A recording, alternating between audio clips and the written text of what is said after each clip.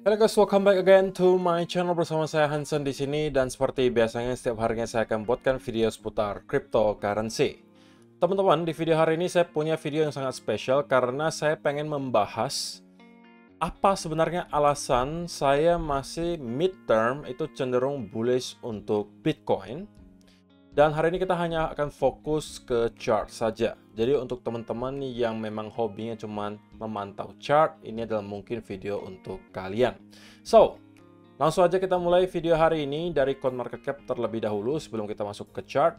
Per hari ini secara global market cap kripto berada di angka 1,19 triliun dolar atau turun sekitar 0,24%. Nah, di top 10 coin sendiri sebenarnya juga semuanya dalam keadaan merah, penurunannya ranging antara 0, sekian persen hingga kurang lebih 2%. So, secara overall sebenarnya 24 jam terakhir kita melihat market kembali tidak mempunyai volume sama sekali. Jadi pergerakannya itu sangat-sangat terbatas teman-teman. Dan ini udah saya pesankan juga mungkin di video hari Minggu kemarin, bahwa memang kemungkinan di hari Senin, Selasa, dan Rabu pagi kita masih akan melihat market cenderung volumenya kecil.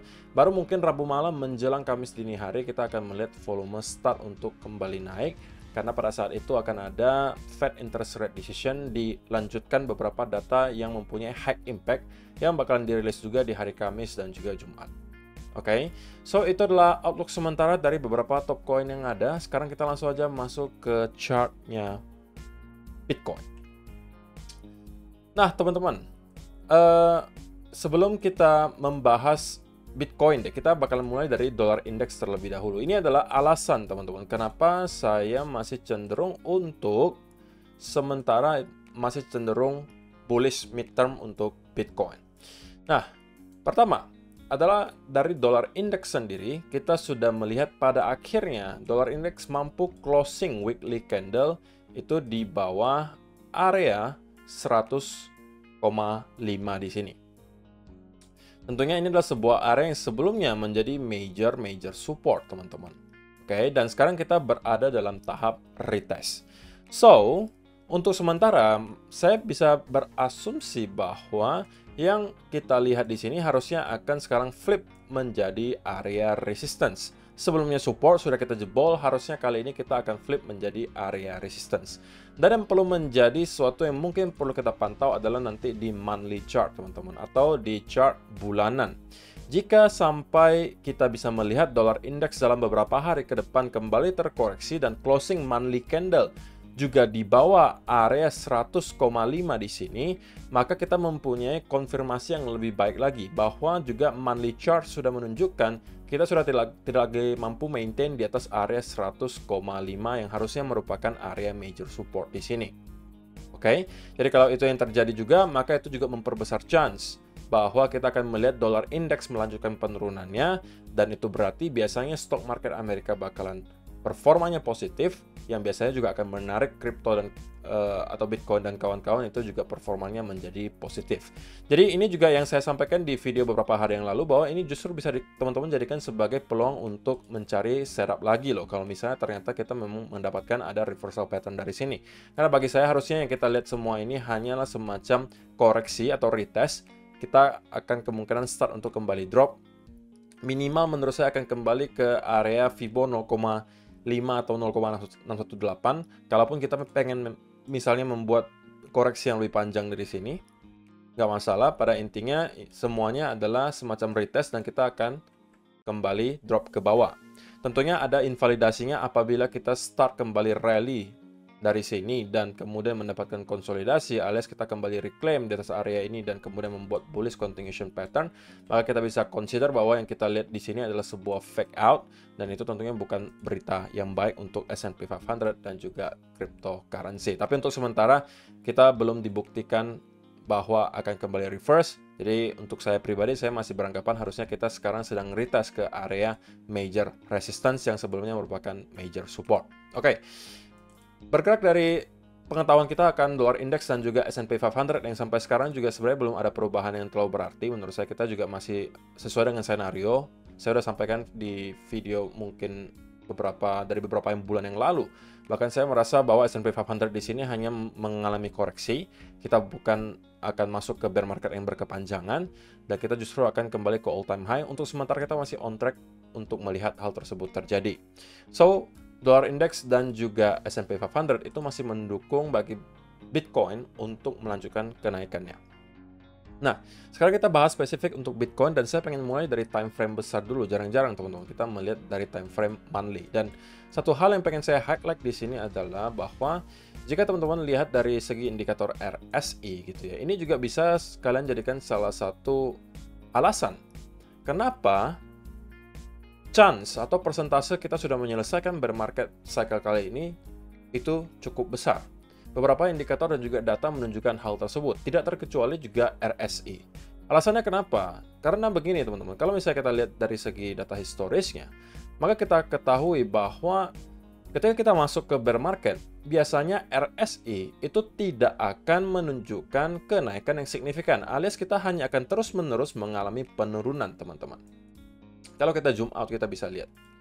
Nah, setiap kali kita masuk ke bear market, yang kita lihat di sini adalah penurunan yang terus-menerus. Adapun di pertengahan jalan kita hanya akan mendapatkan koreksi sedikit ke atas, tapi kemudian kita start lagi drop. Nah, biasanya tanda-tanda bahwa kita sudah menyelesaikan bear market dan kemudian kita sudah akan start untuk flip ke arah bullish adalah kita mendapatkan ada sideways movement di RSI cukup lama sebelum pada akhirnya kita mendapatkan ada pergerakan yang lumayan signifikan ke atas di RSI. Nah, tidak hanya di cycle di sini teman-teman, cycle yang di sini juga sama. Kita mendapatkan kalau misalnya kita bear market, itu kita terus mengalami penurunan di RSI. Adapun ada koreksi itu pun hanya tipis ke atas dan kemudian kita mengalami fase kapitulasi. Lalu ada lumayan lama kita sideways di sini sebelum pada akhirnya kita mendapatkan ada uptick atau pergerakan naik yang lumayan signifikan ke atas, menandakan bahwa kita sudah masuk ke fase awal sebuah bull market. Dan guess what teman-teman, kali ini kita juga mengulangi hal yang sama. Nah, kalau misalnya kalian mau lebih spesifik, nah kita bahas satu persatu cycle-nya. Cycle di tahun 2013 di sini, kita mendapatkan top bull market, kemudian kita masuk ke bear market di sini. Dan kalau kalian lihat di RSI, kita terus-menerus mengalami penurunan teman-teman. Oke, dan kita masuk ke fase kapitulasi di sini. Nah, kita melihat RSI sideways selama cukup lama sebelum pada akhirnya kita mendapatkan uptick yang lumayan tinggi. Nah, itu sudah menandakan bahwa kita masuk ke fase awal bull market. Mungkin kalau kita zoom out itu lebih nampak ya, teman-teman. Oke. Nah, cycle berikutnya juga serupa, teman-teman. Ketika kita masuk ke bear market di sini, kita juga melihat indikator RSI terus-menerus mengalami penurunan. Kalaupun ada kenaikan itu nggak signifikan dan hanya biasanya sebentar saja teman-teman kita mengalami kenaikan dan kemudian kita drop lagi. Nah, ini yang biasanya menandai semacam relief rally teman-teman. Oke, di sini juga ada relief rally lagi, tapi kemudian hanya sebentar dan kita kembali start untuk drop. Nah, barulah ketika kita masuk ke fase kapitulasi, kita melihat RSI mulai sideways dan start untuk flip ke atas dan kita melihat ada pergerakan yang lumayan signifikan ke atas di sini. Dan ini sudah menandakan bahwa kita sudah menyelesaikan bear market pada saat itu dan kita sudah masuk ke fase awal bull market. Nah, lalu apa yang terjadi untuk hari ini, teman-teman? Atau untuk cycle kali ini? Serupa, bahwa kita melihat RSI nyampe ke area overbought di sini, kemudian start untuk membuat bear market. Dan di pertengahan jalan, kita selalu sesekali mendapatkan adanya relief rally. Ini relief rally-nya. Oke, ini juga relief rally-nya. Sebelum pada akhirnya kita masuk ke fase kapitulasi dan melihat RSI itu sideways selama lumayan lama. Dan kalau misalnya kalian perhatikan, kita sekarang juga mengalami rally yang lumayan kenceng ke atas. Nah, pertanyaannya tentunya apakah ini juga sudah menandakan bahwa kita sudah menyelesaikan bear market dan kita sudah masuk ke fase awal bull market. Nah, kalau kita memang akan mengulangi hal yang serupa dengan kita lihat beberapa cycle sebelumnya, maka harusnya jawabannya adalah iya. Cuman tentunya teman-teman semua dalam bentuk probabilitas. Oke, tidak ada yang bisa digaransi. Kita hanya bisa melakukan analisa dan kita hanya bisa memberikan semacam prediksi berdasarkan probabilitas. Jadi kalau kita bahas secara historis, ini tentunya mempunyai probability yang cukup tinggi untuk menyatakan bahwa oke, kita sudah masuk ke fase awal sebuah bull market. Tentunya menurut saya chance-nya akan lebih besar lagi atau akan lebih baik lagi apabila teman-teman kita sampai mampu melihat monthly candle itu sudah closing di atas area 31.500 di sini. Karena begini teman-teman, ini adalah choke point-nya. Kalau misalnya kalian perhatikan, di cycle 2013, area resistance yang paling sangat sulit ditembus adalah di sekitaran area 450 sampai 475. Sampai pada akhirnya kita jebol dan melihat monthly closing di atas area itu, dan kita melihat beberapa bulan berikutnya kita kemudian mendapatkan pergerakan yang parabolik ke atas. Cycle berikutnya sama juga, kita melihat apa di sini. Yang sulit ditembus itu adalah di sekitaran area 5.600 sampai 6.000 dolar. Sebelum pada akhirnya monthly candle juga closing di atas area itu, dan kita tidak pernah lagi melihat monthly candle kembali closing di bawah area tersebut. Walaupun kita melihat ada Black Swan event, tapi monthly candle tetap closing di atas area itu, teman-teman. Oke, dan saya rasa untuk cycle kali ini, itu areanya ada di sekitaran 29.000 sampai 31.500-an. Kalau kita sampai melihat monthly candle closing di atas area ini, maka itu juga memperbesar chance lagi bahwa kita sudah menyelesaikan bear market dan kita sudah berada di fase awal sebuah bull market. Walaupun bukan berarti kalau kita sudah closing di atas itu lalu kita akan strike to the moon gitu ya. Tidak seperti ini teman-teman. Walaupun chance-nya ada, tapi menurut saya kalian tidak boleh expect bahwa hal inilah yang pasti akan terjadi. Nah, kalian juga harus siap apabila kita closing di atas area ini dan kemudian kita harus kembali retest baru kita start lagi kembali naik ke atas. Nah, itu biasanya memang terjadi, teman-teman.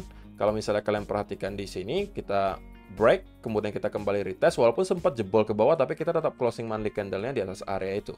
Ya, ini kita anggap sebagai semacam retest. Nah, cycle sebelumnya juga sama. Kita melihat, walaupun kita rally, kemudian ada retest-nya lagi di sini, teman-teman. Baru kita start untuk kembali up. Maka, senario berikutnya adalah, ya menurut saya chance-nya cukup besar kita akan melihat Bitcoin apabila kita sudah breakout, teman-teman, di atas area ini, kita akan mungkin menuju ke sekitaran 48.000 sampai 50.000 dolar. Baru pada saat itu kita mungkin akan kembali retest dan akan start lagi untuk flip ke arah bull.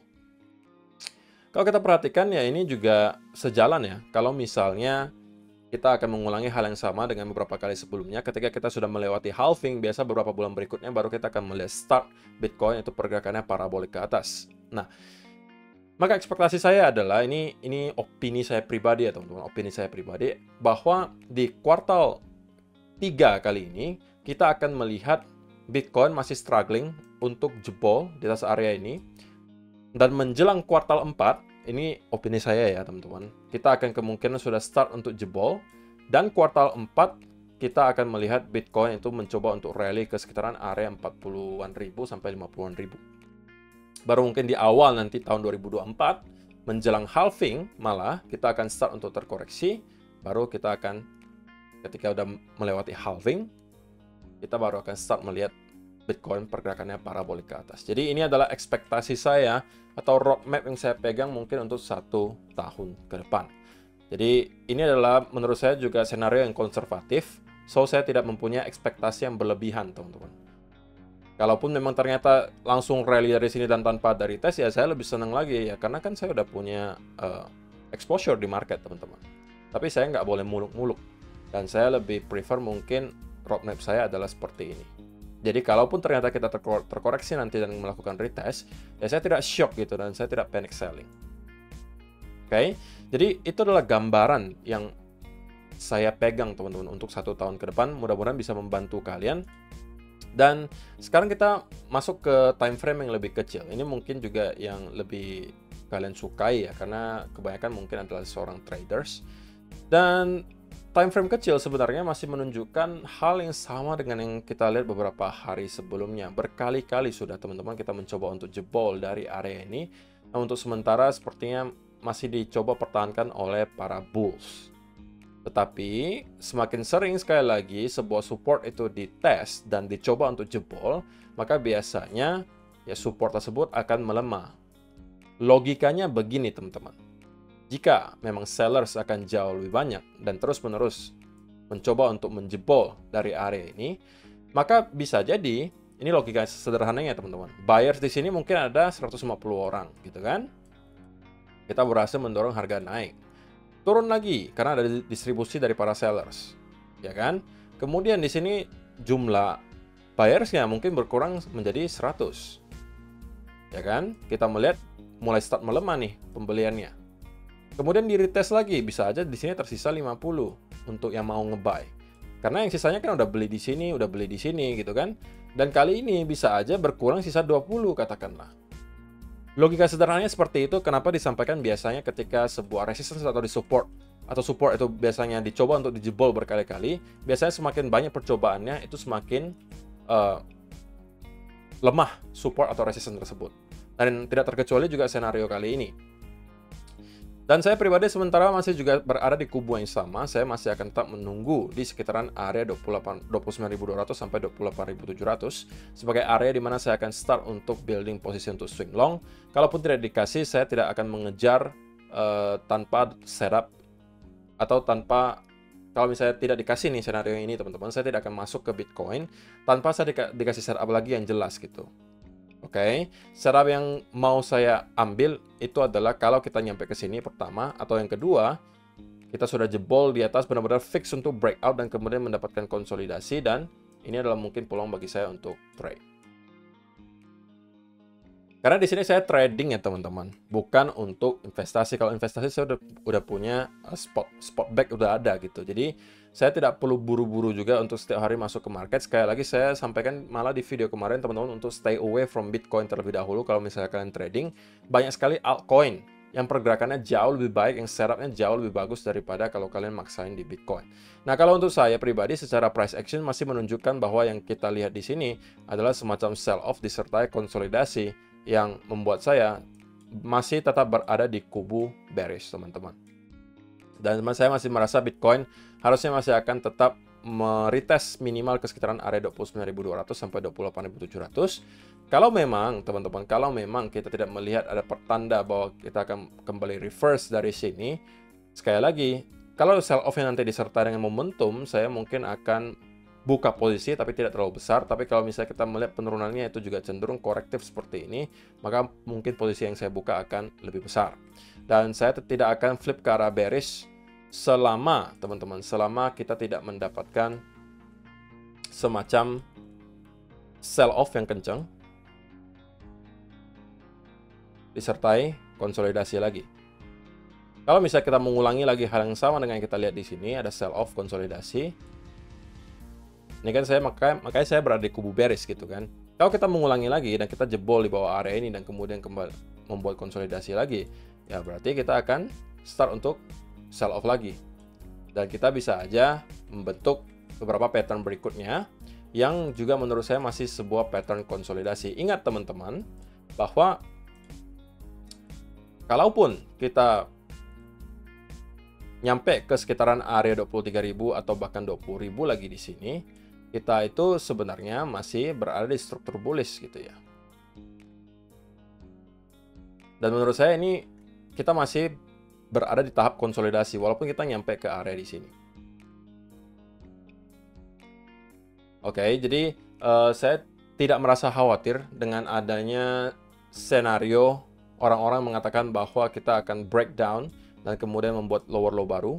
Kalaupun ini terjadi, teman-teman, saya tidak mengatakan garansi ini tidak bakalan terjadi. Kalaupun ini terjadi, saya tidak anggap ini sebagai sebuah hal yang perlu saya sesalkan, karena justru saya bisa membeli Bitcoin di harga yang lebih murah. Oke, itulah kenapa di video saya beberapa minggu yang lalu saya sampaikan untuk kalian-kalian yang memang niatnya menjadi investor. Kalian harus siap dengan segala senario yang bisa terjadi. Jadi portofolio kalian itu harus siap dengan senario antara kita akan membuat lower low baru, sideways berbulan-bulan di sini, atau kita akan masuk ke pergerakan rally berikutnya. Kalau kalian hanya siap ke satu dari 3 senario ini, itu sangat amat buruk karena kemungkinan kalian bakalan membuat keputusan yang emosional, teman-teman. Terutama kalau misalnya kita drop dari sini, kalian kemungkinan bakalan panic selling. Padahal bisa aja itu hanya semacam shake out untuk kemudian kita kembali start untuk flip ke arah atas. Karena model konsolidasi itu banyak sekali, teman-teman. Bisa aja modelnya running flat seperti ini. Oke. Ini adalah namanya running flat, contohnya ya. Bisa aja modelnya seperti ini namanya expanding flat. Jadi membesar. Artinya kalau kita membuat semacam ini juga, ini kita bisa kategorikan sebagai expanding flat. Cuma versi jumbonya daripada yang ini. Dan ini tetap strukturnya masih akan tetap bullish. Itulah beberapa alasan kenapa saya masih akan stay midterm itu bullish untuk Bitcoin. Jadi semoga membantu untuk teman-teman semua yang memang hobi untuk trading short term. Saya pribadi masih cenderung short term, maka masih akan berada di kubu bearish dan menunggu di sekitaran 29.200 sampai 28.700. Walaupun saya pribadi tidak akan mencari short setup, saya lebih fokus sekarang untuk mencari long setup. Oke. So, itu aja yang perlu saya sampaikan di video hari ini. Terima kasih untuk teman-teman yang sudah menonton sampai selesai. See you in the next video. Bye-bye.